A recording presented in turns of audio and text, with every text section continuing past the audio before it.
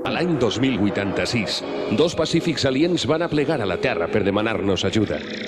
A canvi, ens van donar els plànols per al nostre primer hiperconductor, amb el qual la humanitat ha pogut viatjar més enllà de les estrelles. Per això s'ha format un equip d'individus molt especials, amb la missió de protegir la Terra i els nostres aliats. Es tracta de pioners valents, partidaris dels ideals de justícia i destinats a defendre la llei i l'ordre per les noves fronteres. Estes són les aventures dels Guardians de la Galàxia.